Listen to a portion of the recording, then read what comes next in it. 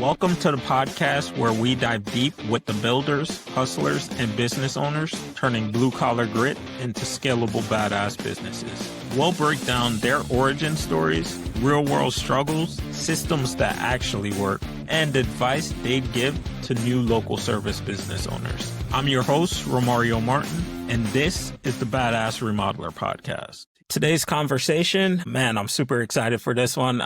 We've got Chris Treese, the owner of Olympus Outdoors, one of the most respected outdoor living brands in the country. Chris went from laboring in the field at 15 to creating custom luxury patios, kitchens, and pools for top-tier clients, and more importantly, building a real brand that sells vision, not just services. What you're about to hear is a masterclass in mindset, systems, and stepping into CEO mode. So yeah, let's go. Cool, man.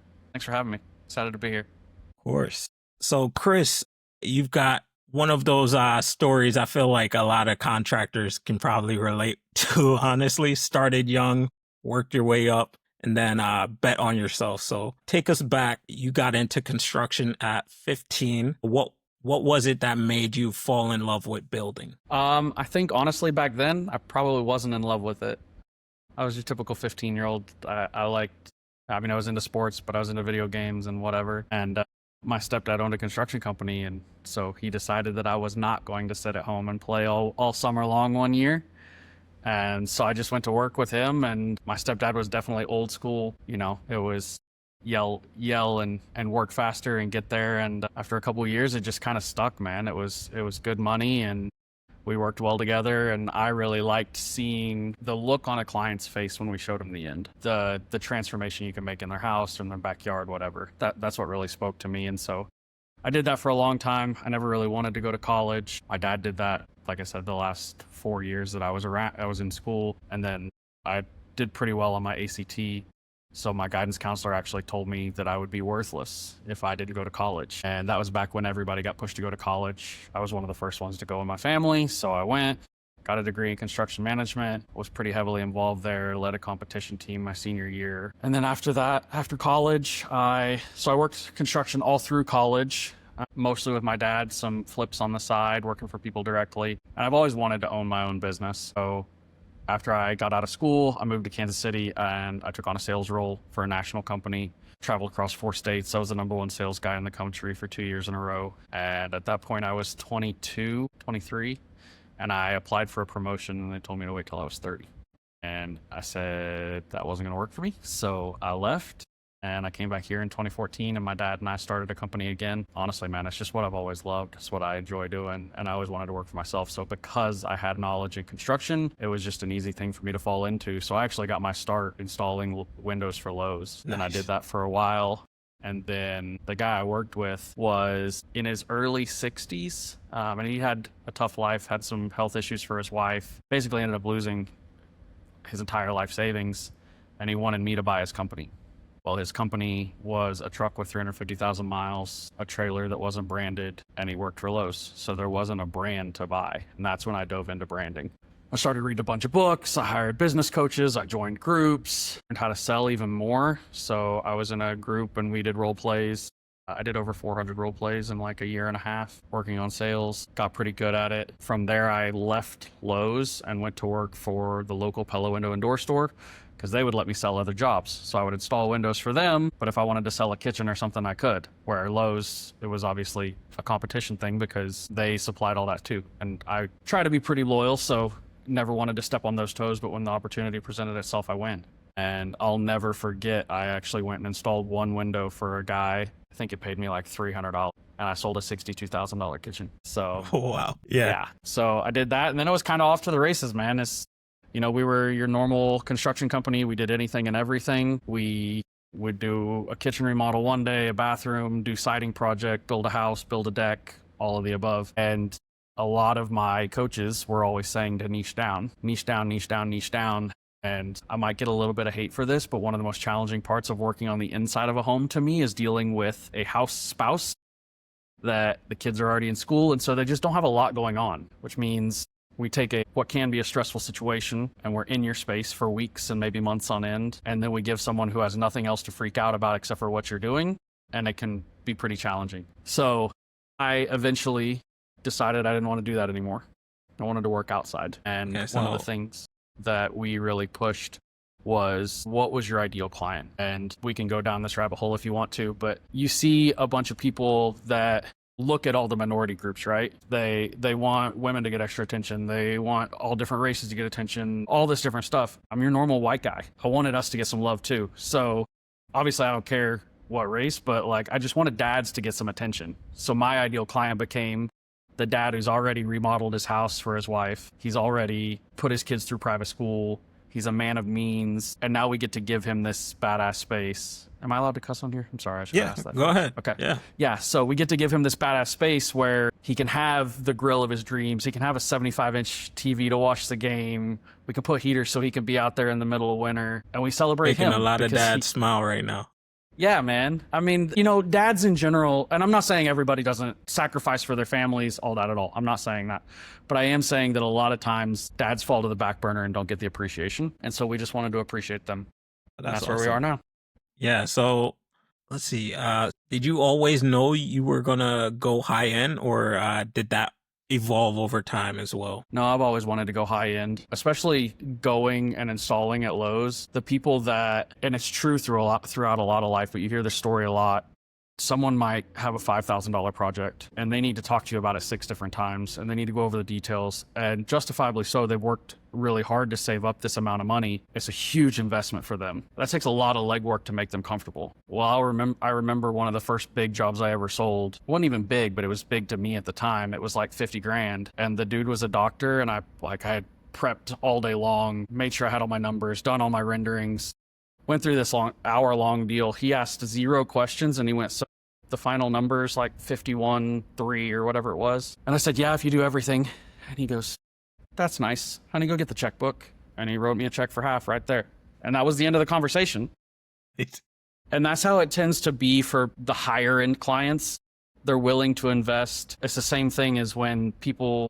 I remember I grew up with a scarcity mindset. I come from nothing. We didn't have a lot of money. And I remember when I first started being successful in construction, I wanted to buy a new truck. And people would say, no, if you drive too nice of a truck, people think you're overcharging them. Well, I actually ended up finding out it's the exact opposite for high-end clients. They want you in that new truck because they want to know that you're around to warranty the work you did for years. And they're willing to pay for quality. They're not always looking for the cheapest person. And so since I've known that, it's always been, I want to go as high-end as I can. Okay, so something you said here, and I know you said it previously, and I love this, by the way. Yeah. Fear of scarcity keeps most contractors broke. That's such a powerful line. Yeah. Can you walk us through, that shift? Like, what did niching down really look like for you? Yeah, I can actually tell you the conversation I defended my decision to someone. Go. I was talking to another contractor. I've been fortunate enough, as I was in a bunch of groups, to make friends all over the country and honestly all over the world. And I was talking to someone and I said I wanted to niche down to just outdoor living spaces. So I was just going to do decks, covered patios, outdoor kitchens. That's it. And he said, well, the town you're in is only, I think my metro area is like 450,000 people. He's like, that's just not a big market. If you were in Dallas or Atlanta or somewhere else, like, sure, you could find the clients. And okay, well, let's walk through that. So my average job size, this is why it's super important to know your numbers too, which is another big conversation. Yeah, we'll get into that for sure. My average job size at that point was about $75,000. I wanted to hit 3 million. No, I think at that point I wanted to hit 2.1 million. So that means I need to sell about 30 jobs a year. 30 jobs out of 450,000 people is 0.0001% or something like that. So the idea that there's not 30 people in 500,000 that are willing to be my client is crazy. And so that's why I did it, is because really, like, I've talked to some guys and I work with some clients, they're in rural West Virginia. Well, maybe their area is 15,000 people. Okay, you're probably not doing just a pool contractor. or just a deck contractor. That's a very tiny population. But when you get into any kind of decent size area, it's all about marketing, it's all about brand. And once you do that, so we actually are doing one of our biggest projects we're finishing in the next 2 weeks. She called me. So we did a rebrand when we switched from doing everything to outdoor living. We rebranded to Olympus Outdoors. And so we switched our Google profile, we switched it all. And she called me and she said, "Are you still in business?" And I said, "Yeah, we just rebranded." And I explained it. And she goes, "Oh, thank God." And I said, "Okay, have we talked before?" She said, "No, I've been watching your social media for 2 years, waiting for us to be ready to do this." And that's the power of branding. Like that lady, they're both doctors. They stream all their movies, all their music, all their TV shows. They don't spend much time on social media. How do you market to that person? You build a brand that catches their attention, and one time on their little bit of time on social media, they saw something, they followed it. We used to have a podcast. We used to do all that. And she just watched it for 2 years. And when she was ready to go, she called me and she said, "You're doing this. Just come tell me how much it costs." Yep, that sounds about right, honestly. Yeah, it's basically just staying in front of that audience forever until they're ready. Yeah, personal branding. You know, Gary Vaynerchuk talks a lot about it, and I'll always remember, because I had the idea, like, no one wants to see me building a deck that I've built 600 times or hear about me walking a job site to inspect electrical. But Gary said something that always stuck to me, and he said, if you're not at the top of someone's newsfeed, someone else is. Yep. Usually your competitor. Yeah, for sure, man. Yep. So what would you say to others listening who's still afraid to pick a niche? Like, who thinks focus might cost them clients? Honestly, I think you broke it down pretty well with just like 0.001% of the population. So I'll give you a different answer than you're probably expecting. You probably will lose clients. Not the amount of clients, but if you go from doing everything to just doing decks. I've got a couple friends that they don't do anything except for decks. Well, that guy who wanted a kitchen isn't calling you anymore. So yeah, you are, in that sense, you are losing it. But if you can get, I'd go the other way, because you end up paying for marketing, whether it's with time or money, right? Well, is it easier to learn to price correctly one thing or 25 things? And if you get one really good sales process, you can walk in, give them a price, close them while you're there. Time kills deals. Your close rate goes up. Your expertise goes up because you're only doing one thing. I mean, unless your population really can't justify it, which almost everybody's can, I think you're just scared of your own potential. Exactly. Perfect. Well said, for sure. Thanks, man. Yeah, and it even allows you to like position yourself way better, because now you're just talking to one specific clientele. So yeah, that was spot on. Yeah, I mean, we have people that call still, "Hey, will you do a room addition?" No, but I've got a friend who does. I turned down, it's been several months ago, but I turned down a $600,000 job. It's not what we do. And it's hard, right? Like that much, man, 600 grand, you can make a good profit off that. I know I'm capable of doing that, but it's going to take away from these other things. Yeah. It's not just about, saying no to opportunity. It's also about saying yes to alignment, right? So yeah, that's pretty spot on, honestly. So I think I saw this on your website and it really stuck with me. And we're not fixing problems, we're fulfilling dreams. That's such a shift from the usual contractor mindset. When did you realize you weren't just in construction, but you were also in the experience business? So 2 places. The first one was one of my old mentors who taught me the most about sales. Always talked about there's 2 kind of clients. They either buy from pain or pleasure. And I didn't want to deal with the people that were always buying from pain. No one wants to spend 30 grand replacing the windows in their house. No one wants to pay for new siding. But man, let me tell you how excited some people are to buy some $10,000 grills and to send me videos of the smoke rolling out of that big green egg the first time it rolls. Or I have a client that every time he opens up his outdoor kitchen, he's got an in-ground pool, a big deck, a big covered patio. Every year he sends me a video of this badass surround sound going. It literally, we put subwoofers in, it shakes the pool. And dude, he sends me a video of it just blasting, and that's worth it. Yeah. So the other part of that, the second part of that is the experience part. And I actually got that from Marcus Sheridan. He wrote a book called They Ask You Answer, and now he has a new expanded version of that. But the other line that we tell people is we're not a construction company, actually. We're a customer service company that happens to build badass backyards. Because it's true. Anybody can do the work, but how mad are you going to be? I mean, some of our projects, when they're big, take 4 or 5 months. If I can't handle your objections and handle your questions and your curiosities, because this is the first project you've ever done, do you want to spend $200,000, $300,000, $400,000 with me? No. So I need to make sure that I'm the expert and I'm making that experience. So how did that realization change your approach to not only marketing, but also pricing and even those client conversations? I can't really answer how it changed my marketing because I've always been partnered with some really good storytelling marketing companies. That's always been something I've been in alignment with because this stuff is not transactional. And if you try and be the transactional guy who races to the bottom on price, you're just not going to be in business long enough. But we're doing a project right now.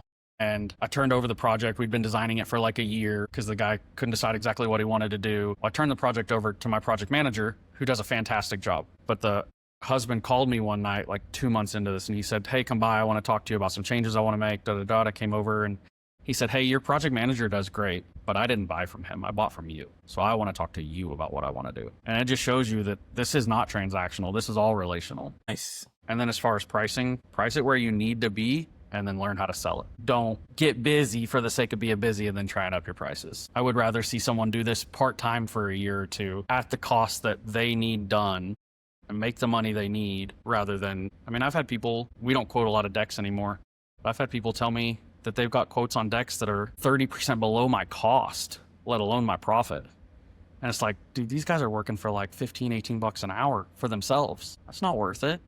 Yeah, for sure. Because at some point you stop quoting jobs and you basically start selling that vision, right? And I think that is like the biggest difference between a contractor and a brand right there. So that's how we picked our name. Olympus is the mountain where the gods live in Greek mythology, right? So we're going to build you a backyard worthy of the gods. Nice. I love that. I thought it was really cheesy, but everyone I've talked to, they love it. Clients love it. I think that's dope. So you're one of the few in trades who actually gets marketing, I feel like you treat it as a non-negotiable. Yeah. You once said marketing is the lifeline, is the lifeblood. If I stop marketing, I stop growing. So was there a specific moment where that really clicked for you? I think probably, again, I would give you two options. One, when we were first getting started, I ended up having to go back and install more myself when I was first trying to take off the tool belt because we made a decision going into winter. I'm in Missouri. Winters are pretty rough. Not rough, but they're cold. They're not fun to work. And so we ended up cutting marketing. And by the time we got to January, we didn't have any work left. So that was a first person experience for me. Yeah. But then I talk a lot about a guy who has a very successful deck company in Omaha. His name's Luan, and he will tell you right now that the very last expense you cut, even after your own salary, is marketing. Nice. Yeah, you don't hear that often from contractors, honestly, and I think it's one of those things that once you get the shift out of your mind of thinking that there's a slow season, just market correctly. And yeah. Well, and so I think there probably is a time where you could get away without paying for pay-per-click, right? But you're going to be marketing somewhere. Like I've got a client in Montana, very relationship-based area, very small town knit of builders. We don't spend money on pay-per-click for him, but he does have really cool swag.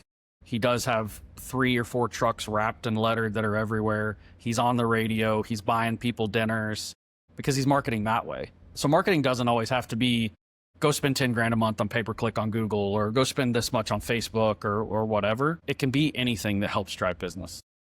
Could just be you looking at your phone and talking, honestly.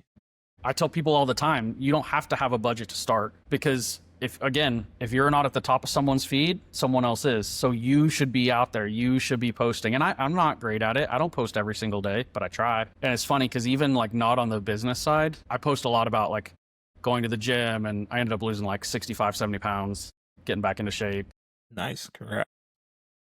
Very few likes, very few actual comments on the pictures, but every month or two I'll get someone that says, man, I've been watching you for a long time. You're really inspiring. Hey, I got back in the gym because of you.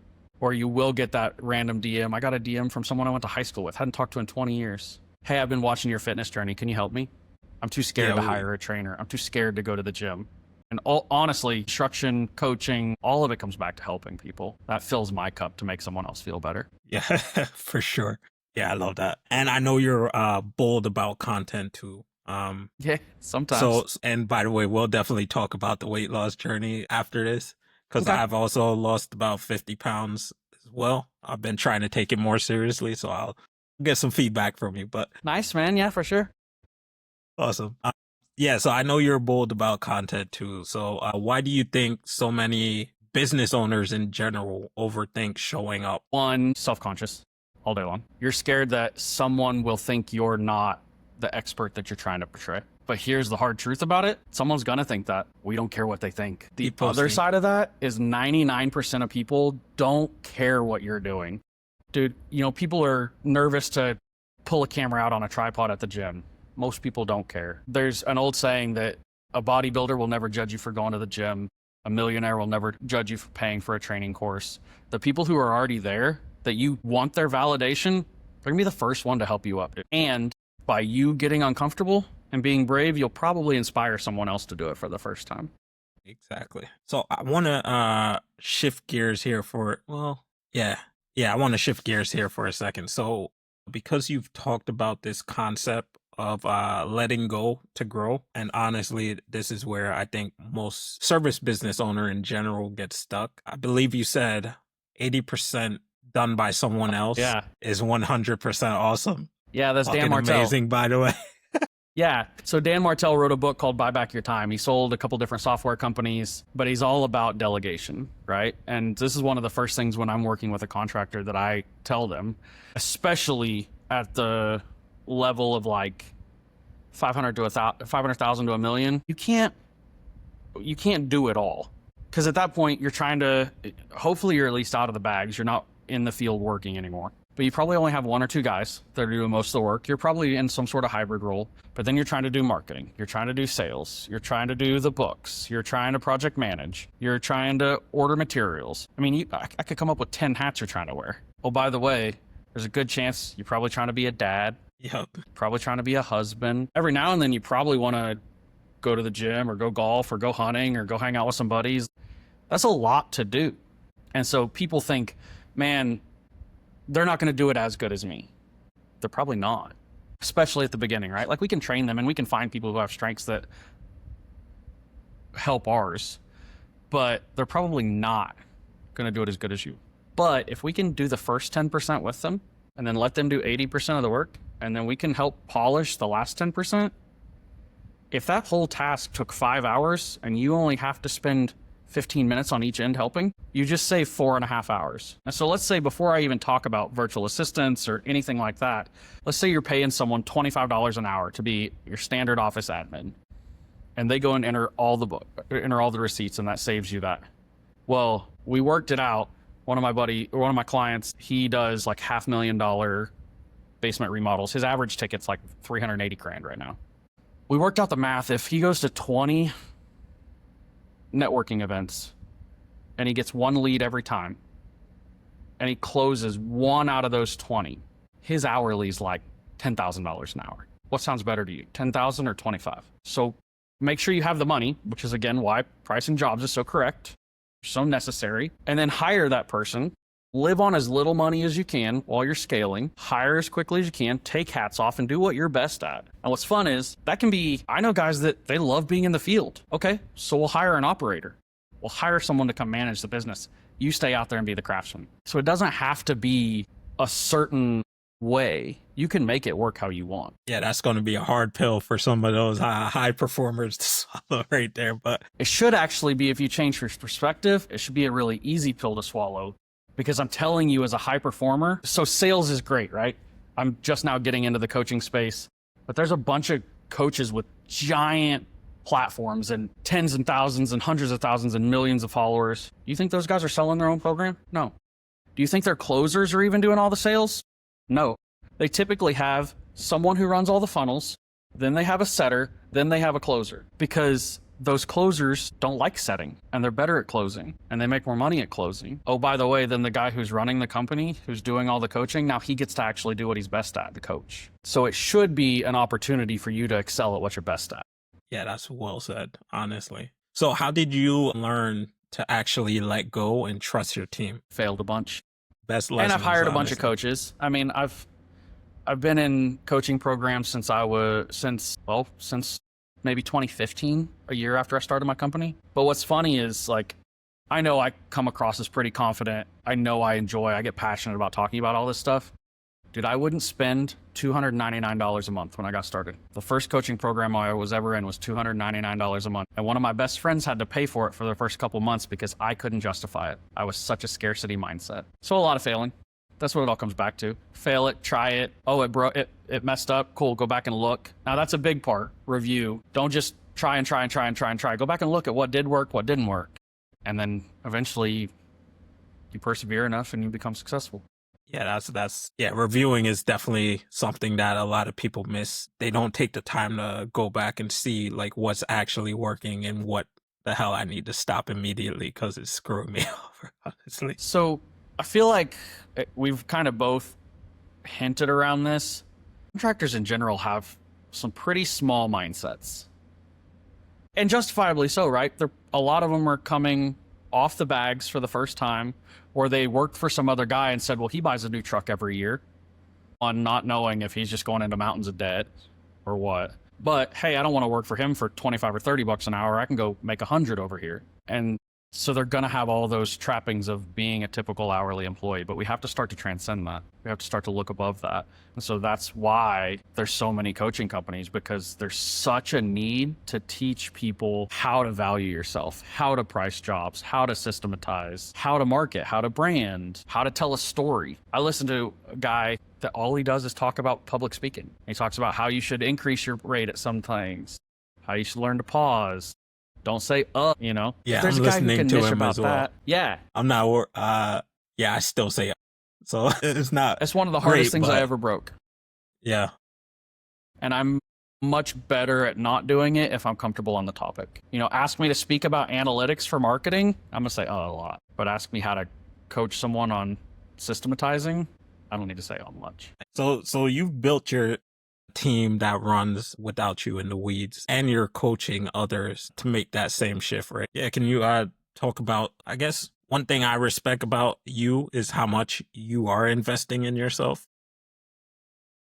Yeah, I invested a ton in myself, especially over the years. And I think the most I ever did one year, I spent like 70 grand. I had a life coach. I had a marketing coach specifically. I had a business coach. Nice. Then, and you've said people who pay attention. So what's been the biggest ROI you've seen from investing in yourself, not just financially, but in how you lead as well? So I think the place that I probably saw the biggest ROI for me was actually a place that didn't cost me that much. It was when I was in that first sales program and we did a lot of role plays. And so there were like 250 other people in there. And every morning and every afternoon, I did a role play for like a year and a half, 5 days a week. Having people challenge you and give you objections and having to overcome that gave me way more than sitting there listening to someone just speak at me. But as far as the biggest ROI, I remember helping a guy who couldn't help but over-explain everything. He wanted to tell you every screw he was going to use, and he wanted to tell you exactly why he was such a badass builder, and he wanted to tell you this.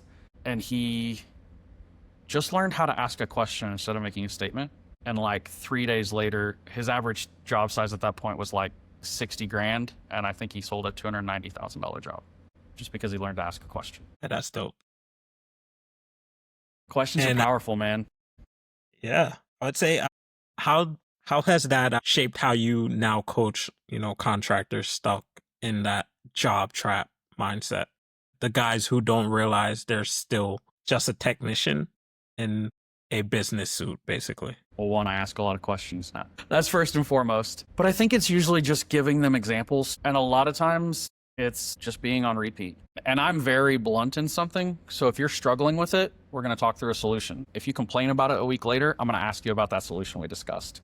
And I'm going to do that every day until you finally either get sick of asking me or you implement the strategy. Because I'm very big on like when I was like almost 280 pounds. I didn't complain to people I was fat without saying, I know it's because I won't change my actions. Yes, it sucks, but I'm not willing to do the work. It's the same thing with being broke. There's literally, I was listening to a podcast the other day and they think that by 2030, there will be the first company with one employee worth $1 billion because of AI and leverage and automation. Yeah, I can see that. That's not going to be the 35, 37, 40-year-olds. It's not going to be the 50, 60-year-olds. That's going to be some 17-year-old or some 14-year-old who can learn fast and implement faster, and he just prints money at a speed we can't even imagine. So if he can go do that, you can't learn to make 200 grand a year, 300 grand a year. Do people make that doing TikToks part-time? So I was watching a podcast, and he mentioned one of the best skills is being able to learn. I think that's absolutely correct. Like, if you can pick up something pretty quickly and you implement what you learn, you're ahead of like 95, 98% of people, honestly. So my wife calls me a know-it-all a lot. She'll be like, hey, did you hear about this? Yes. Hey, what do you know about this? And I can't speak as an expert, but I know enough to have a conversation about it. And that's because, like, I'm guilty as guilty as anyone. I scroll TikTok, I scroll Instagram, whatever. But a lot of time my feed is filled with the Dan Martells, the Gary Vaynerchuks, the Jocko Willinks, the guys who are talking about something new, that are trying to train your learning. Or if you talk to me about something, I'm going to go do 10 minutes of research on it. 10 minutes, that's it. That's all I have to have a decent conversation with you, because all I need to do is ask questions about it. I don't need to be able to speak on it. Yeah, I'm definitely about to do some research on asking questions myself. Yeah. So the book that I'm talking about it's called Never Split the Difference by Chris Voss. So Chris Voss was an FBI hostage negotiator. So he learned how to ask questions, and he learned how to get through to people in the toughest situations. And then he turned and he taught people how to implement that with sales. Nice. All right. Lightning round before we wrap up. Okay. Fast, no overthinking. First one. What's converting better right now for you? Google Ads. Intent based. No surprise, honestly. One book every remodeler and contractor should read. Buy Back Your Time by Dan Martell. Most overrated business tactic in the trades right now. High pressure, hard close selling.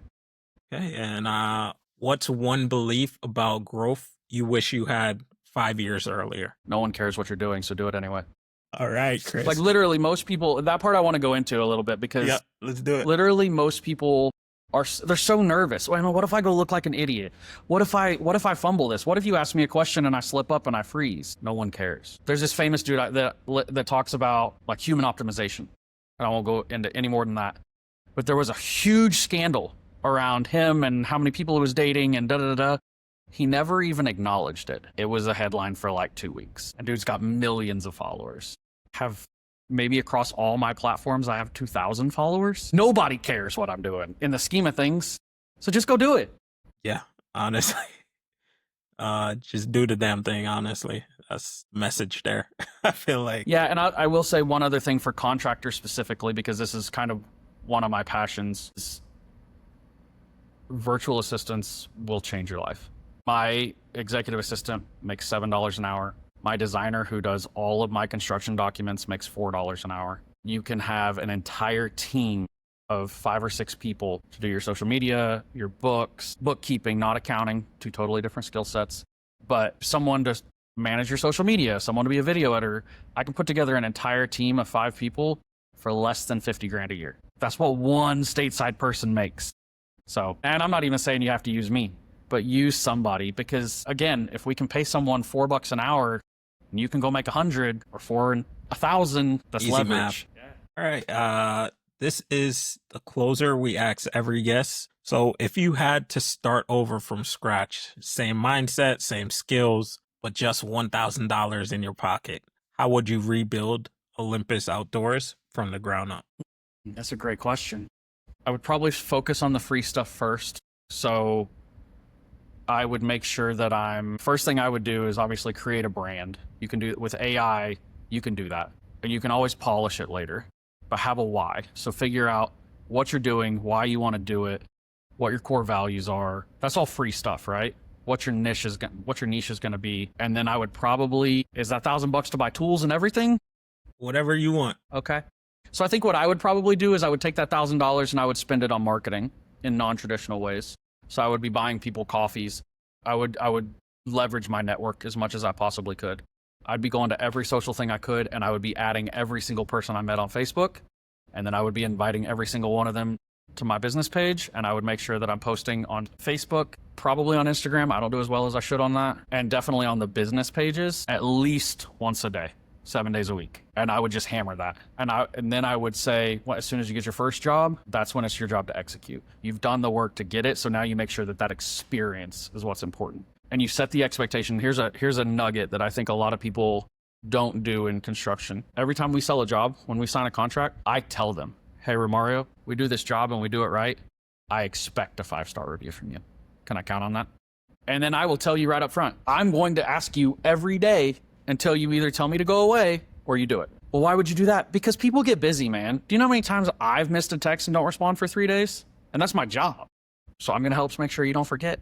Yeah, I think that's something a lot of contractors are missing out on, is asking for the referrals. Ask before, like, well, not referrals, but reviews in general. You should ask for referrals too, 100%. Yeah, for sure, man. Well, so here, again, it's all about framing it, right?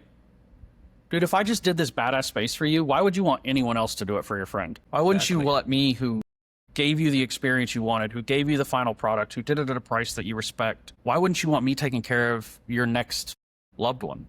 So let me help them. Perfect. Perspective's a hell of a thing, man. Yeah. So you just got to get out of your own way. Yeah, honestly. I think a lot of people stay stuck because they're in their own way. It's an ego thing, right? Is what I feel like.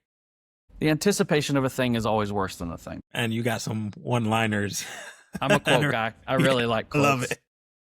The other one I'll say, this one's a Hormozy quote, but anxiety is a mile wide and an inch deep. So just step in. Yep. What a conversation, Chris. I appreciate Thanks, you sharing so much real and unfiltered wisdom today. Yeah, absolutely. From niching down to building a brand to letting go. Your story is definitely a blueprint for anyone ready to stop doing and start owning. For everyone listening who wants to go deeper or learn more about your work, where's the best place they can find you, follow you, or just get in touch? So Facebook right now, just Chris Treese. My profile's public, so you can find me there. Shoot me a DM. Actually, I'm going to my first on-site coaching gig next week. And so we're going to launch our website. We're going to launch all the packages. I'll start doing a lot more content of what we do while we're out there. But until we get that launched, yeah, just find me on Facebook, man. Find me on Instagram. Awesome. I think it's just Chris.Treese. I'd love to talk. Yeah, definitely got a lot of wisdom to share for sure. So Appreciate I'm that. looking forward to, you got a YouTube as well? Or I don't yet. Definitely should. It's on the list. So because I'm a person who does too many things at once, I mean, between running the construction company and running a coaching company and doing the VA thing. So I actually help people get VAs. Okay, cool. So between those three things, it's just like, again, I got 3 kids at home. I love my wife dearly, so I try and spend time with all of them. It's just the roadmap's there. We just got to leverage a little bit further. Awesome, man. Yeah, that's it. And today's guest went from swinging a hammer. Today's guest went from swinging a hammer at 15 to running one of the top luxury outdoor living brands in the Midwest. To running one of the top luxury outdoor living brands. Today's guest went from swinging a hammer at 15 to running one of the top luxury outdoor living brands in the Midwest. He's built a business that fulfills dreams, not just fixes problems. From niching down to branding to letting go of control, this episode is a full-blown blueprint for any remodeler ready to stop grinding and start growing. This episode is a full-blown blueprint for any remodeler ready to stop grinding and start growing. Here's how Chris Treese went from construction worker to building Olympus Outdoors, a brand that commands premium clients, real respect, and actual freedom. Let's get into it. Welcome back to another episode of the BADASS Remodeler Podcast, where we dive deep with the builders, hustlers, and business owners turning blue-collar grit into scalable, badass businesses. I'm Romario Martin, founder of BADASS, the performance growth agency helping remodeling businesses turn paid ads into booked jobs and book jobs into predictable, scalable profit. We don't just run ads. We build badass revenue generating machines, that attract high quality clients, eliminate chaos, and give you control, clarity, and confidence to scale like a badass CEO. Not just another burnt out contractor. Today's conversation, man, I'm excited for this one. We've got Chris Treese, the owner of Olympus Outdoors. One of the most respected outdoor living brands in the country. Chris went from laboring in the field at 15 to creating custom luxury patios, kitchens, and pools for top-tier clients. And more importantly, building a real brand that sells vision, not just services. What you're about to hear is a masterclass in mindset, systems, and stepping into CEO mode. Let's go. Man, what a conversation, Chris. I really appreciate you sharing so much real, unfiltered wisdom today. From niching down to building a brand to letting go. Your story is a blueprint for anyone ready to stop doing and start owning. For everyone listening who wants to go deeper or learn more about your work, skip that. And if you're a remodeler who's ready to get your business booked out, make sure you shared this episode with another contractor who needs to hear it. And subscribe for more real talk with badass business builders. This is Romario Martin, and you've been listening to the BADASS Remodeler Podcast. See you in the next one. Man, what a conversation, Chris. Chris, I really appreciate you sharing so much real,